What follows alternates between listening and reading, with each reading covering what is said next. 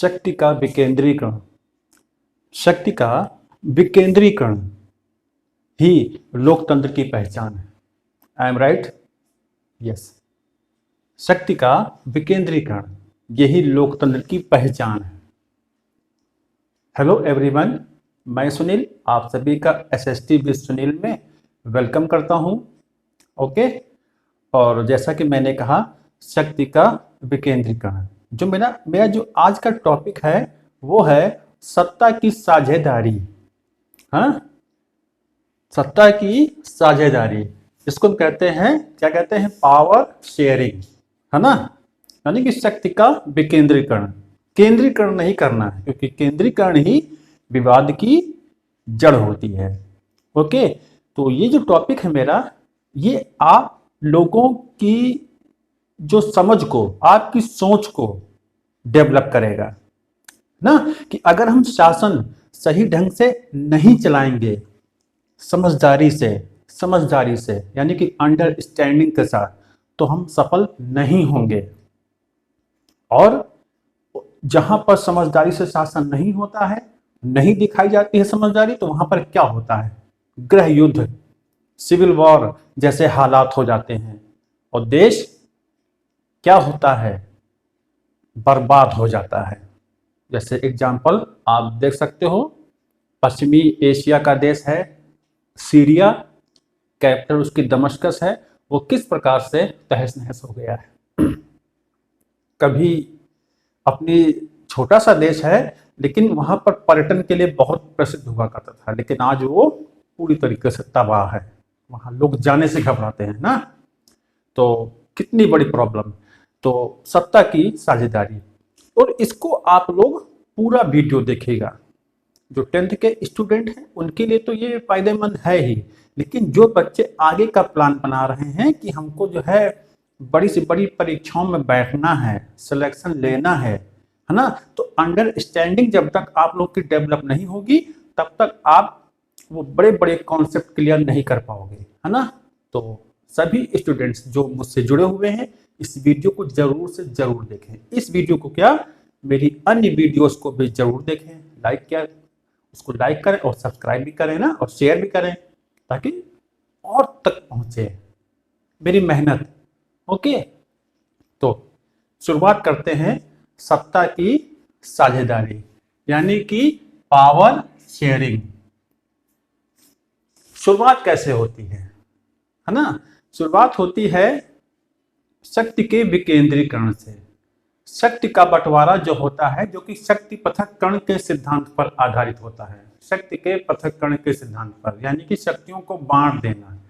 किसमें बांट देना, व्यवस्थापिका में और कार्यपालिका में और न्यायपालिका में शक्ति का बंटवारा, यही कहलाता है शक्ति का विकेंद्रीकरण, है ना। जो मैं बोल रहा हूं उसको आप लोग नोट आउट जरूर करते रहो। अब इसको भी समझाते हैं आप लोगों को। ओके, तो जैसे व्यवस्थापिका, या इसको हम विधायिका भी कहते हैं। व्यवस्थापिका, या इसको हम केंद्रीय विधानमंडल या राज्य विधानमंडल भी कह सकते हैं।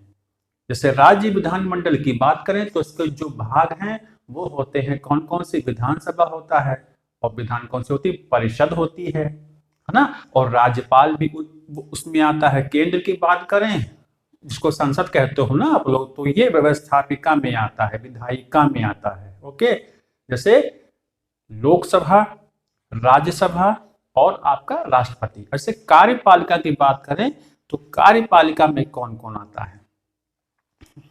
कार्यपालिका में आपका आता है प्रधानमंत्री आता है, राष्ट्रपति आता है, और प्रधानमंत्री के जो मंत्रिपरिषद होता है, मंत्रिमंडल जो होता है, वो कार्यपालिका में आता है, जो व्यवस्थाओं को लागू करता है ना।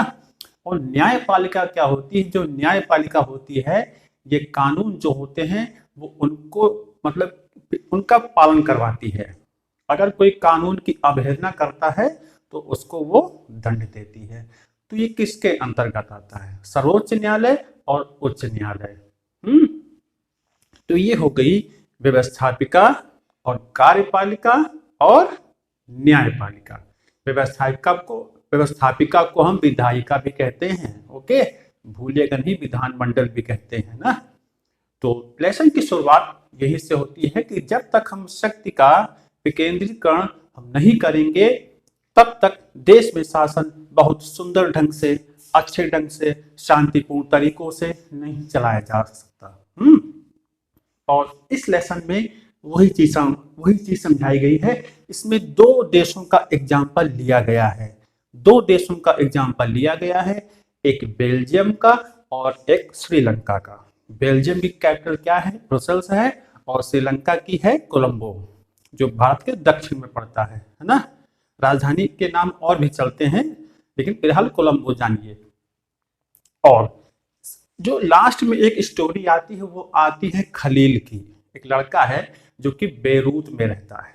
बेरूत किसकी राजधानी है, कैपिटल? ये लेबनान की है, ये पश्चिमी एशिया का देश है, सीरिया के पास पड़ता है।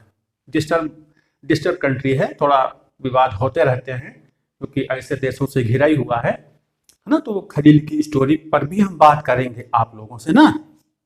तो आज का जो मेरा टॉपिक तो मैंने बता दिया भाई, अब बार बार क्या बताना ना, सब देख ही रहे हो, सब नोट आउट है, सब पहले से मैंने नोट कर लिया है, क्योंकि समझाने में समय लगता है तो लिखने में भी, तो क्यों ना मैं पहले से कुछ नोट कर लूं ताकि समझाने में भी आसानी रहे आप लोगों को, है ना। समझाना ही मेरा उद्देश्य है, ताकि आप लोगों के थोड़ा दिमाग में वो बात बैठ जाए, है ना। तो बात करते हैं कहाँ से? बेल्जियम और श्रीलंका की कहानी बताती है ना। बेल्जियम और श्रीलंका की कहानी बताती है। बेल्जियम मैंने बता दिया और श्रीलंका बता दिया ना, एशिया महाद्वीप का देश है, वो यूरोप महाद्वीप का देश है। कि कहानी बताती है कि किस प्रकार विभिन्न लोकतांत्रिक शासन प्रणालियां सत्ता के बंटवारे की मांग से किस तरह से निपटती हैं। जो देश में लोग रहते हैं उनकी डिमांड अलग अलग होती है, उनकी मांग अलग अलग होती है, चाहे वो भाषा के आधार पर हो, चाहे वो नस्ल, जाति, धर्म के आधार पर हो, है ना।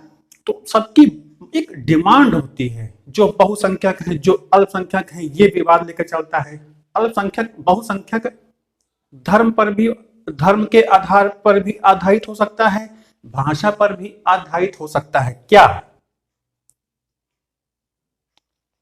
अल्पसंख्यक और बहुसंख्यक, ये धर्म पर भी आधारित हो सकता है, भाषा के आधार पर भी, नस्ल, है ना, इन सब के आधार पर ये चलता है बहुसंख्यक कौन है और अल्पसंख्यक कौन है। और इसी में तालमेल बिठाना, इसी में तालमेल बैठाना ये गवर्नमेंट का काम होता है। अगर वो तालमेल नहीं बैठा पाती है तो देश को बहुत सी घटनाओं का, बहुत सी विपदाओं का सामना करना पड़ता है। मानवीय देश अशांत रहता है ना। तो उसे बहुत यही बात बताई कि किस प्रकार विभिन्न लोकतांत्रिक शासन प्रणालियां, शासन प्रणाली तो बहुत सारी हैं, है ना, लेकिन अगर हम सबका एग्जांपल नहीं ले सकते हैं, जो चुन के लेके आया गया है इस लेसन में, वो बेल्जियम है और श्रीलंका है और एक लेबनान भी है ना। तो जो कि एक कहते हैं ना बहुत अलग तरीके का इनका एक सिस्टम था। बेल्जियम के अंदर समझदारी थी, श्रीलंका में थोड़ा प्रॉब्लम ये थी कि इनको परिणाम भुगतने पड़े और इनको बुरे परिणाम नहीं भुगतने पड़े। इसीलिए मैंने यहाँ पर समझदारी लिख रखा है और यहाँ पर मैंने परिणाम लिख रखा है। इस मुद्दे पर हम बात करेंगे आप लोगों से अभी ना। ओके, तो चलते हैं। तो इतना तो आपको समझ में आया। कुछ चैलेंजेस होते हैं जिनको स्वीकार करना पड़ता है। तो बेल्जियम के माध्यम से आप लोग को समझाया गया है कि वो बेल्जियन सिस्टम क्या है, बेल्जियम की व्यवस्था क्या है, क्या उसने लागू किया। जैसे इसकी जो सबसे बड़ी समस्या थी बेल्जियम की, ये समस्या थी इसकी जातीय बुनावट। यहाँ की जटिल थी जातीय जो बुनावट थी, जो जातिगत सिस्टम था वहां का, वो विवादित था, थोड़ा विवादित था। लेकिन उसको विवादित बनाया और नहीं बनाया गया, बल्कि उसको खत्म किया गया। सबको कहते हैं ना कि अंडरस्टैंडिंग लोगों के अंदर पैदा की गई और सरकार की सबसे बड़ी भूमिका थी। तो कुल आबादी का वहां पर 59% जो है क्या है, हिस्सा जो रहता है वो फ्लेमिश में रहता है। कुल आबादी का हिस्सा ये फ्लेमिश में रहता है। और जो फ्लेमिश में लोग रहते हैं वो लोग डच भाषी लोग हैं, वो लोग डच भाषा बोलते हैं। ये मैप में समझाया गया है बुक में। तो कुल आबादी का 59% हिस्सा जो है फ्लैमिश में रहता है, जो कि डच भाषी है। और आगे 40%, ये सब आप लोग जरूर नोट कर लेंगे और एग्जाम आता है तो लिखेंगे। और बाकी जो बच्चे कंपटीशन की तैयारी कर रहे हैं उनके लिए भी अच्छा है, नोट आउट करते रहेंगे, क्योंकि जीएस जीके सब इसी में छिपा हुआ है ना। तो देखिए, और स्टूडेंट्स ध्यान से, डच भाषी लोग रहते हैं। 40% बेलोनिया में जो लोग रहते हैं वो फ्रेंच भाषा बोलते हैं। कौन सी भाषा बोलते हैं? फ्रेंच भाषा बोलते हैं, रहते हैं। और केवल 1% लोग जर्मन भाषा का इस्तेमाल करते हैं। तो लड़ाई किस में आपको दिख रही है? लड़ाई इसमें जो दिख रही है वो किस में दिख रही है? डच लोगों में, डच भाषी लोगों में और फ्रेंच भाषी लोगों में। ओके, फ्रेंच भाषी लोगों में ये लड़ाई दिख रही है। आप लोग जरूर से जरूर लिखते रहो कि विवाद किसमें था, डच लोगों में और फ्रेंच भाषी लोगों में। डच भाषी लोग जो हैं वे क्या हो गए? बहुसंख्यक हो गए। और जो फ्रेंच भाषी लोग हैं वे डच भाषी लोगों की तुलना में क्या हैं? अल्पसंख्यक हैं। तो डच लोग बहुसंख्यक हैं। तो जो बहुसंख्यक हैं वो लोग चाहें तो एक्चुअल में, अगर ये लोग चाहें तो विवाद को जन्म दे सकते हैं। ये लोग कहें कि हम लोग बहुसंख्यक हैं तो हमको ज्यादा तवज्जो मिले, भाई जो कम है उनको काहे तवज्जो मिल रही है, हम ज्यादा हैं तो हम ही तो करेंगे ज्यादा। लेकिन ये कहाँ का न्याय है ना। तो 1% जर्मन भाषी लोग वहां पर रहते हैं। तो 100% में जो है सबसे ज्यादा डच भाषी लोग आते हैं फर्स्ट में, फिर सेकंड नंबर पर फ्रेंच लोग आते हैं एंड थर्ड नंबर पर जर्मन भाषी लोग आते हैं। Is that clear? ये तो आपको क्लियर हो गया ना। लिख लेंगे कि बेल्जियम में क्या प्रॉब्लम थी। बेल्जियम में क्या प्रॉब्लम थी? वो जातीय बुनावट वाली समस्या थी ना। तो उसको हल करना था इन लोगों को। तो इन लोगों ने, अब वहां की जो गवर्नमेंट है थोड़ा उसके सामने दिक्कतें आ रही हैं, क्योंकि विवाद ब्रुसेल्स से शुरू हो गया था। क्योंकि जो डच लोग थे, डच लोगों की तुलना में जो फ्रेंच लोग हैं वे लोग क्या हैं? वे लोग धनी हैं, समृद्ध लोग हैं, है ना। और जबकि जो डच भाषी लोग हैं उतने धनी और समृद्ध नहीं हैं। यही विवाद की जड़ है। आगे देखिए विशेष क्या है इसमें। जातीय बुनावट स्ट्रक्चर आपने देख लिया। इसमें विशेष क्या है? विशेष ये है कि जो अल्पसंख्यक फ्रेंच लोग क्या हैं? समृद्ध हैं और ताकतवर हैं। समृद्ध हैं तो ताकतवर तो कहलाएंगे ही। वे ताकतवर नहीं कि 7 फुट के हैं, 120 किलो के हैं, बहुत दम है, किसी को भी उठा के पटक सकते हैं, वो ताकतवर नहीं। समृद्ध है, धनी है, संपन्न है, वो ताकतवर है ना। शारीरिक ताकत नहीं ली जा रही इसमें, हो गया ना। और समृद्ध है, ताकतवर है, जो कि यहां पर आप देख रहे हो, जो कि यहां देखिए ये 40% है, जो कि डच की तुलना में कम है। लेकिन डच लोगों की तुलना में ये किस चीज में आगे हैं? किस चीज में आगे हैं? धन और संपदा के मामले में आगे हैं, है ना। जबकि डच बोलने वाले बहुसंख्यक थे, डच बोलने वाले बहुसंख्यक थे, लेकिन धन और समृद्धि में कमजोर व अल्पमत में आते थे लोग। और जो अर्थव्यवस्था चलाता है, अर्थव्यवस्था में योगदान करता है, कहीं न कहीं उसका वैल्यू ज्यादा माना जाता है ना। तो अब डच लोगों में यही असंतोष का कारण बन गया है, असंतोष का कारण बना। That clear?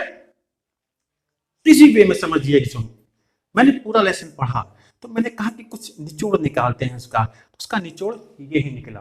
तो पूरी बुक पढ़ने से अच्छा है तो आप इसको ही देखो ना, है ना, समझ में आएगा। Okay come on. तो असंतोष का कारण क्या बना कि जो फ्रेंच भाषी लोग हैं वे लोग समृद्ध हैं, उनको ज्यादा तवज्जो मिल रही है और हमको तो तवज्जो ही नहीं मिल रही है। तो ये असंतोष का कारण बन जाता है। और शुरुआत कहां से होती है? जरूर लिखें, ब्रुसेल्स से। राजधानी ब्रुसेल्स, बेल्जियम की राजधानी ब्रुसेल्स। बेल्जियम देश मैप में उठा के देखो तो जर्मनी के जस्ट पड़ता है, ये साउथ वेस्ट में पड़ता है। ओके, दिखेगा उसमें मिलेगा आपको। और इतना तो आप समझ गए ना। जातीय बुनावट क्या थी? जातीय बुनावट में डच आगे थे, फ्रेंच पीछे थे, इस बात का ध्यान रखना। और समृद्धि में फ्रेंच लोग आगे थे और डच लोग पीछे थे।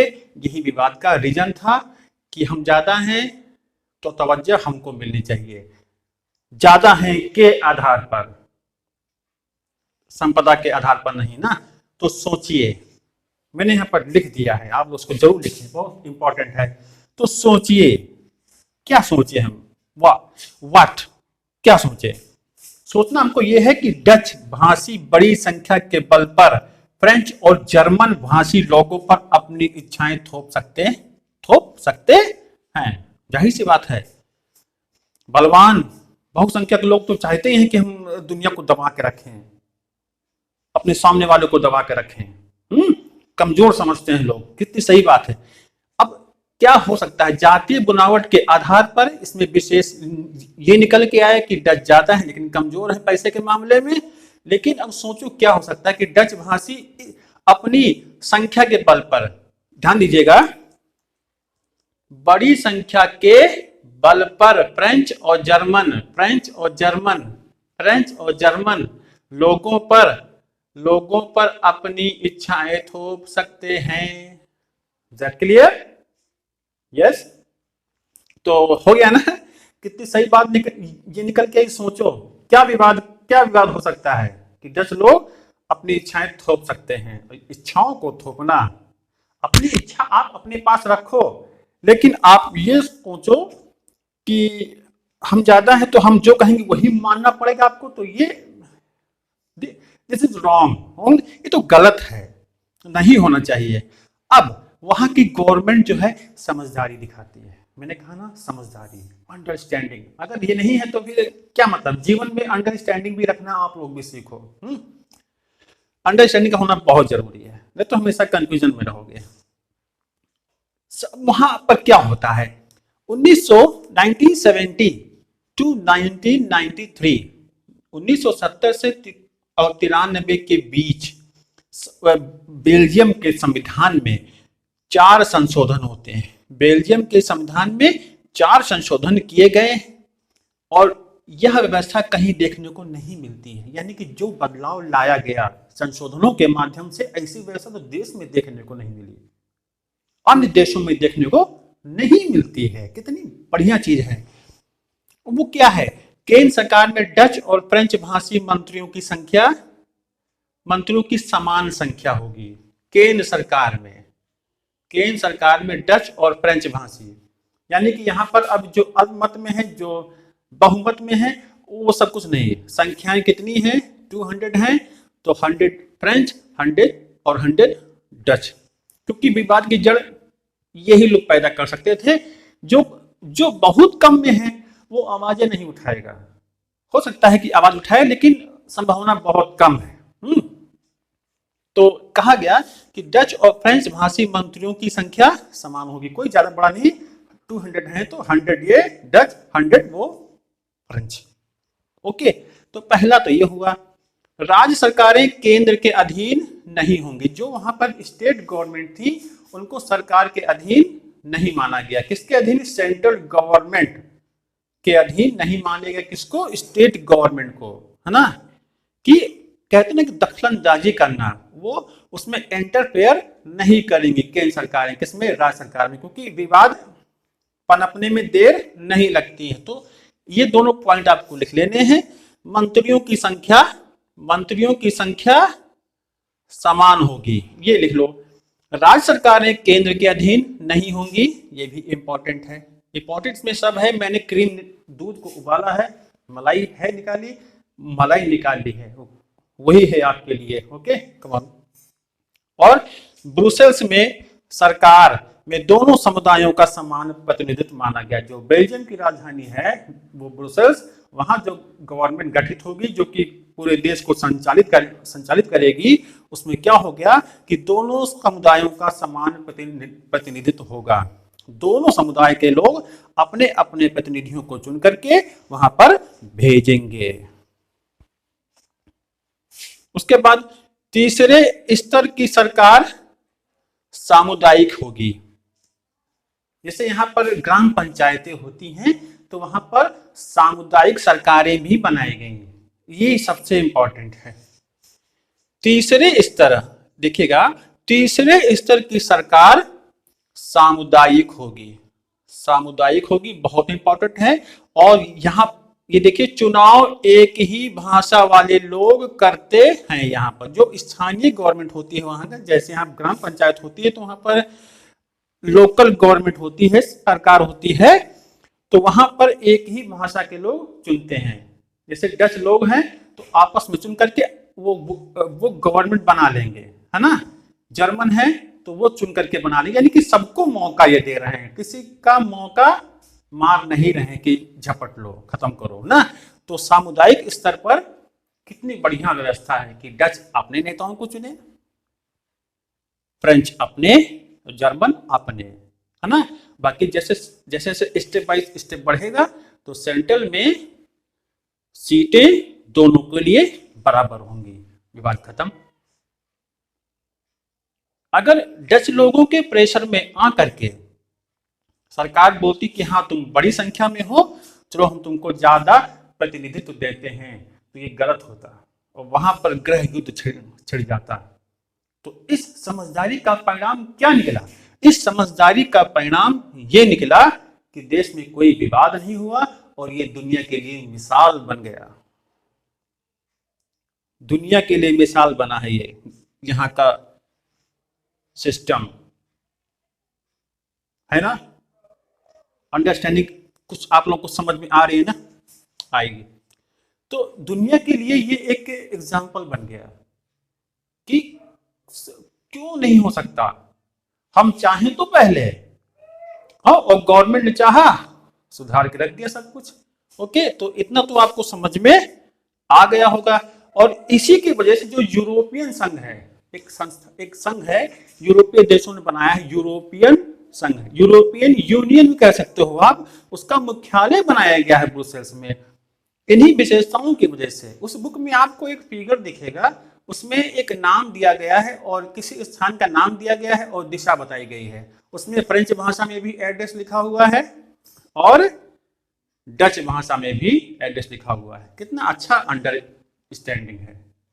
जैसे किसी बोर्ड पर दोनों भाषाओं में लिखा हो, विवाद जैसे अंग्रेजी हिंदी को लेकर के हो, मान लो, मैं नहीं कह रहा हूं, और मान लो एग्जाम्पल, और महत्व दोनों को हमको देना हो, तो जो चीज लिखी हो हिंदी में वही चीज इंग्लिश में भी ट्रांसलेटेड हो, तो कितना अच्छा लगता है कि दोनों भाषा को समान महत्व दिया जा रहा है। Okay, come on. तो इतना समझ में आया ना आपको बेल्जियम की व्यवस्था? लाइक करो। ओके, पूरी वीडियो जरूर देखा करो, तभी समझ में आता है। उसके बाद श्रीलंका की व्यवस्था क्या है? यहाँ के लोगों को परिणाम भुगतना पड़ा, ये बहुत इंपॉर्टेंट है।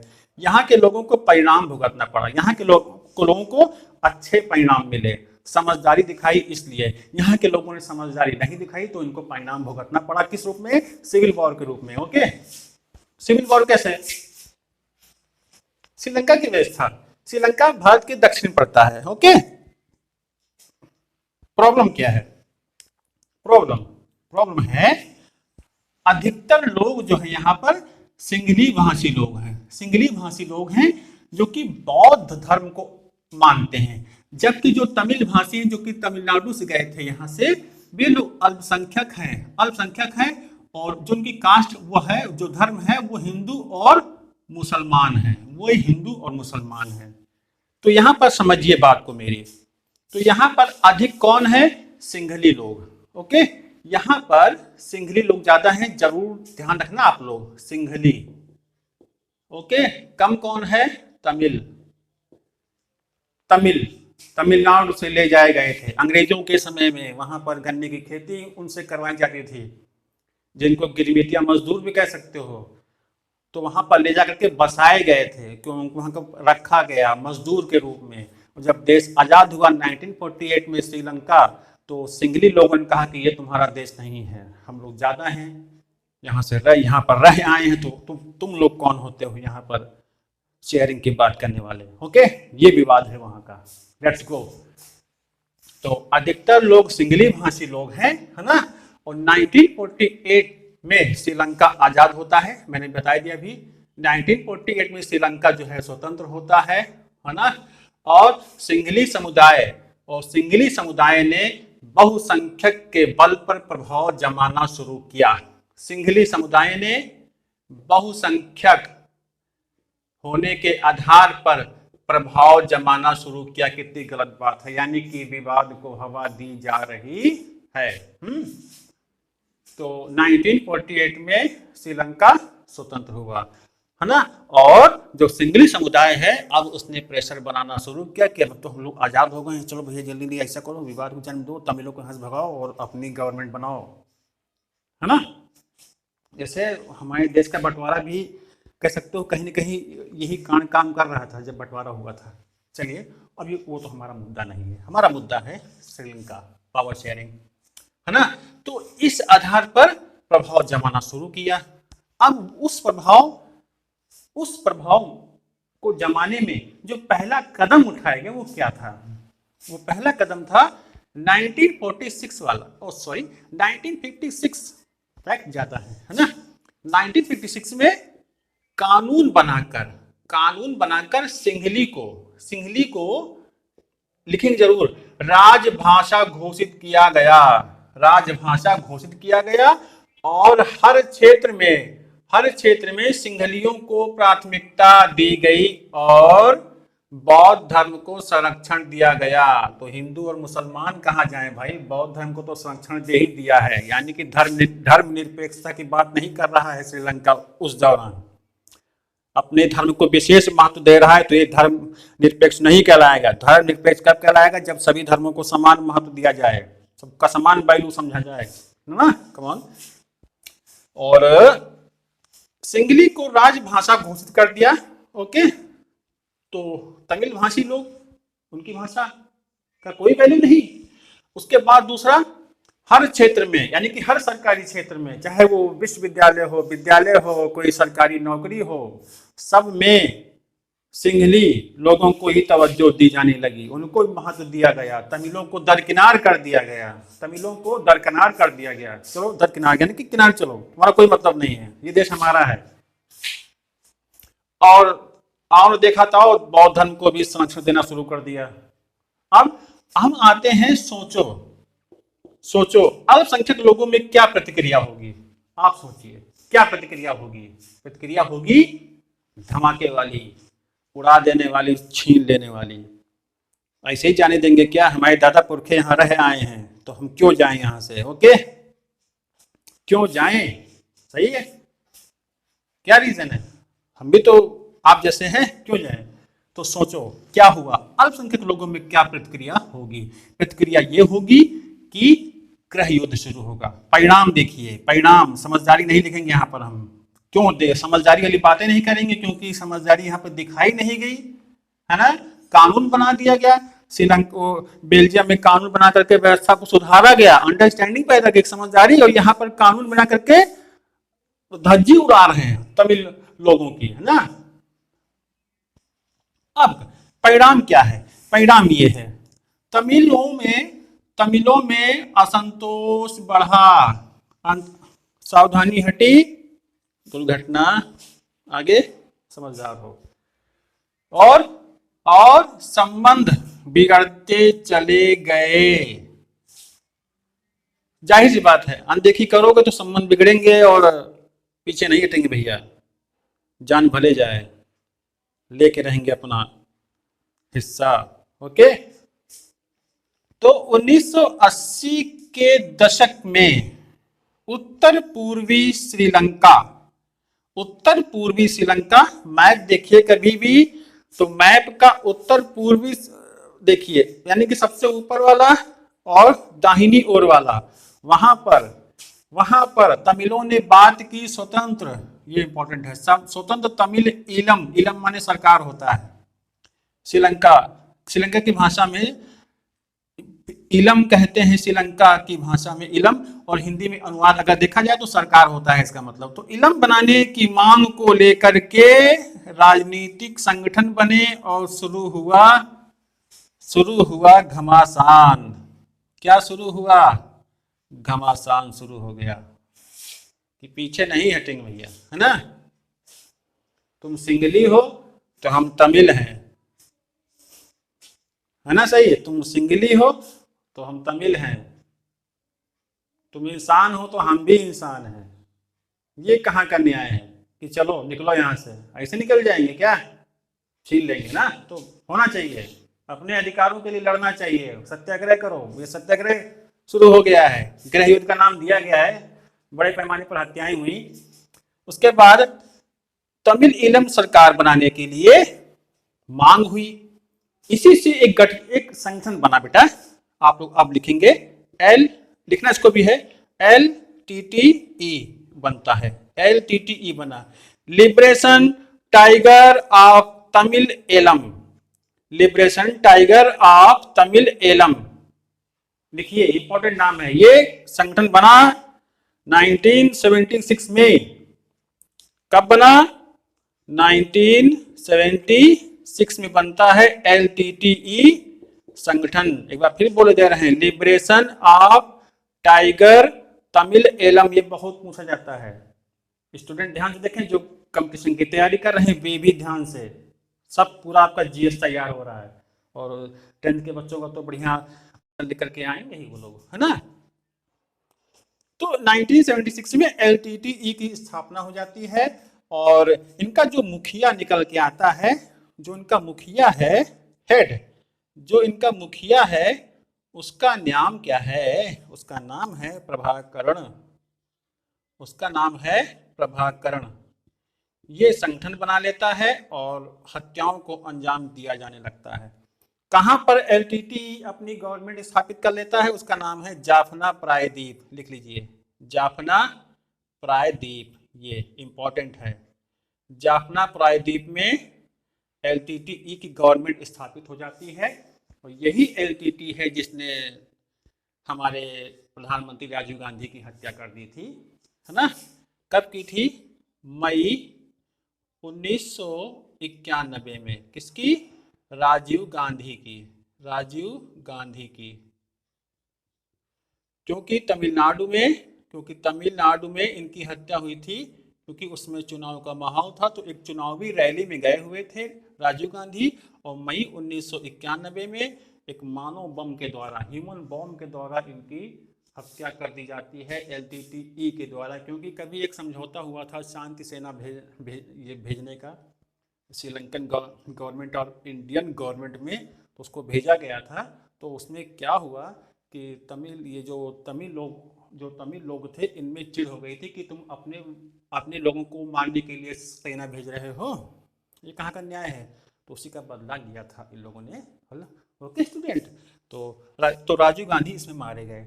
आगे चल करके सन 2009 में जब अति हो गई इनकी, तो जो श्रीलंका के राष्ट्रपति थे महिंदा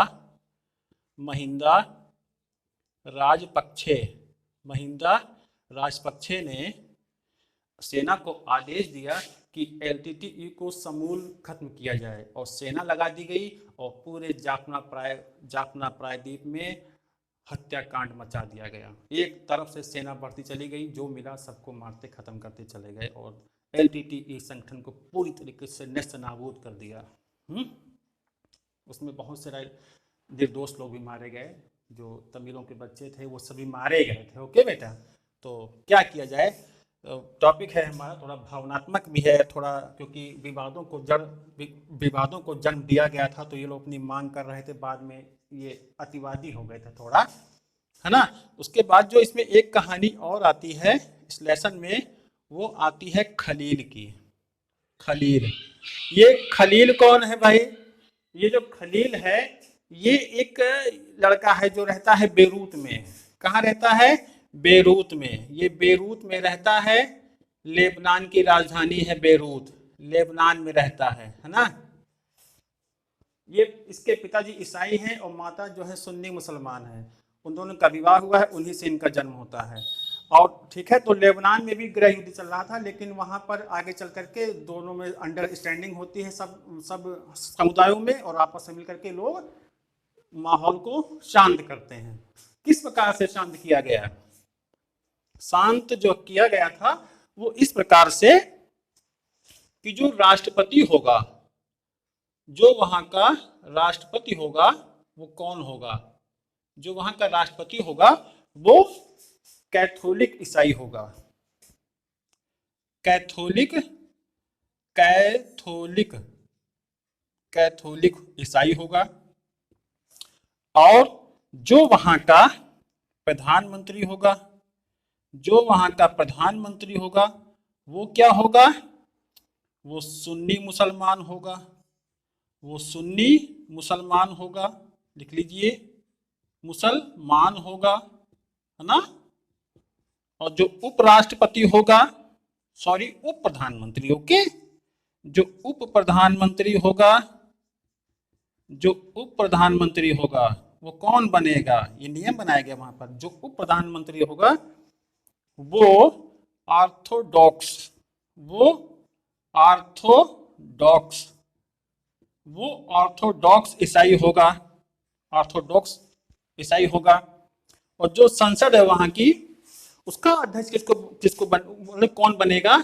जो संसद है उसका अध्यक्ष जो बनेगा वो कौन बनेगा? वो बनेगा शिया मुसलमान, कोई शिया मुसलमान बनेगा। कितना बढ़िया सिस्टम था वहां का, देख लीजिए। ऐसा एग्जाम्पल शायद ना आपने सुना होगा, और सुन लिया आप लोगों ने, बहुत बढ़िया है। लेबनान में ये सिस्टम है। अब मैं जो बोल रहा हूँ उसको आप जरूर सुने। लेबनान में सिस्टम ये है कि खलील परेशान था, वहां पर तो राष्ट्रपति जो है ईसाई हैं, प्रधानमंत्री सुन्नी मुसलमान है, और उप प्रधानमंत्री जो कौन है वो ऑर्थोडॉक्स ईसाई बनेगा। राष्ट्रपति और उप प्रधानमंत्री ईसाई का पद, है ना। जो संसद का पद होगा, जो संसद का अध्यक्ष होगा, उसका जो अध्यक्ष होगा वो कौन होगा? शिया मुसलमान होगा। ये तय किया गया था नेताओं के द्वारा। और आगे चल करके क्या हुआ? लेबनान की राजधानी बेरूत में, पूरे लेबनान में शांति स्थापित हो जाती है। लेकिन खलील एक लड़का ऐसा है जो बहुत सोचता है, पढ़ा लिखा है, स्टडी कर रखा है, लेकिन उसके मन में क्या प्रश्न चल रहा होगा आप लोग बताओ। अच्छा सोचिए एक बार। उसके मन में प्रश्न ये चल रहा है कि जैसे पिता की ही का धर्म माना जाएगा, तो पिताजी इनके जो है ईसाई थे, है ना। पिताजी ईसाई थे और माँ इनकी मुस्लिम थी। तो क्या पिताजी ईसाई थे, तो जैसे मुझे अगर संसद का अध्यक्ष बनना है तो क्या मुझे ईसाई बनना पड़ेगा? हाँ, क्या ऐसा हो सकता है? तो उसके मन में बस यही चल रहा था कि मुझे जो पद चाहिए उसमें ये धर्म आड़े ना आए, है ना। मुझे जो धर्म चाहिए, मुझे जो पद चाहिए उसमें धर्म आड़े ना ही। आपको ध्यान रखना है, खलील के मन में बस यही प्रश्न था कि जो पद मुझे चाहिए उसमें धर्म आड़े ना आए। तो एक्चुअल में शायद क्या है, कंफर्म है कि लोकतंत्र यही तो है कि धर्म आड़े ना आए। तो खलील का सोचना सही था। लेकिन जो वहां के बुजुर्ग लोग थे उनका मानना था कि नहीं, जो व्यवस्था चल रही है चलने दो, क्योंकि हम लोगों ने गृह युद्ध देखा है, बड़े पैमाने पर हत्याकांड देखा है, तो उनका भी लोगों का भी सही है मानना। तो ये एक विरोधाभास है। तो इससे ये समझ में आता है कि इन दोनों देशों में आपने देखा कि अंडरस्टैंडिंग के आधार पर गृह युद्ध होने से मतलब कि बेल्जियम को एक भयानक गृह युद्ध से बचाया गया, जैसे कि श्रीलंका में हुआ था। यहां पर समझदारी नहीं दिखाई गई और अपना वर्चस्व स्थापित करने का कोशिश किया गया। तो निष्कर्ष यही निकलता है कि जो बहुसंख्यक हैं उनको अन्य समुदायों की भावनाओं का ध्यान रखना चाहिए। उनकी भावनाओं के साथ खिलवाड़ नहीं करना चाहिए। गवर्नमेंट को चाहिए कि सबको साथ लेके चले, है ना, क्योंकि साथ लेके ही चलेंगे, तभी तो हम एक अच्छा डेवलपमेंट कर पाएंगे, है ना। ये कास्ट सिस्टम गलत बात है। रिलीजन, धर्म, जातिवाद मुझे बिल्कुल लायक नहीं है, मैं पसंद नहीं करता हूँ ये सब। मैं खुद, मुझसे अगर व्यक्तिगत पूछा जाए तो मुझे भाई पसंद नहीं है ना। तो समझदारी इसी में है कि समझदारी दिखाओ और खुश रहो। श्रीलंका को देखिए, बेल्जियम को देखिए, समझ में आ जाएगा। बेल्जियम ने बहुसंख्यक लोगों को भी और अल्पसंख्यक लोगों को भी मैनेज किया और शांति स्थापित हुई। श्रीलंका में क्या देख रहे हो, कुछ मैनेज कर पाए? नहीं कर पाए मैनेज, और गृह युद्ध हुआ। 1976 से शुरू हुआ, 2009 में जाकर के खत्म होता है। बड़े पैमाने पर नहीं, कितने लोग समय से पहले ही मर के चले गए, है ना। तो सही है, अंडरस्टैंडिंग जीवन में रखिए आप लोग भी, ओके, और जीवन सफल होगा आपका। और कैसा लगा मेरा आज का टॉपिक, हम कमेंट बॉक्स में जरूर लिखिए, और पूरा वीडियो देखिए, शेयर भी करिए ना। तो मैंने 10-11 जो पेज का जो लेसन था उसको मैंने इतने इजी वे में आपको समझाया है। इसको आप लोग जरूर नोट आउट कर लें। मैं हट जाता हूँ, स्क्रीनशॉट लेना ना भूलें, ओके। स्क्रीनशॉट ले लें और लिखें जरूर, उतारें जरूर और याद करें। और इसमें सब कुछ तो है, स्टूडेंट्स के लिए भी वो आंसर लिख सकते हैं बढ़िया, और जिनको अपना जीएस अच्छा करना है वो एलडीटी 1976, महिंद्रा राजपक्षे, राजीव गांधी की हत्या, और श्रीलंका कब आज़ाद हुआ, सिंगली लोग ज़्यादा थे, सिंगली कौन थे, तमिल कौन थे, विवाद क्या था, बेल्जियम में क्या कैसे देखिए डच भाषी लोग रहते हैं वहाँ, वहाँ की गवर्नमेंट कैसी है, कैसा एक कैसे वो दुनिया के लिए एक कह सकता हूँ ना कि दुनिया के लिए एक वो एग्जाम्पल है अच्छी अच्छी गवर्नमेंटशिप के लिए ना। तो कैसा लगा मेरा वीडियो, मुझे उम्मीद है अच्छा लगा होगा। और इसी प्रकार से आप लोग मेरा सपोर्ट करते रहें, आप लोग जुड़े रहें मेरे साथ में, है ना। और मिलते हैं आपको एक अच्छे कॉन्सेप्ट के साथ, एक अच्छे वीडियो के साथ, ओके, नेक्स्ट वीडियो में। Thank you and bye bye.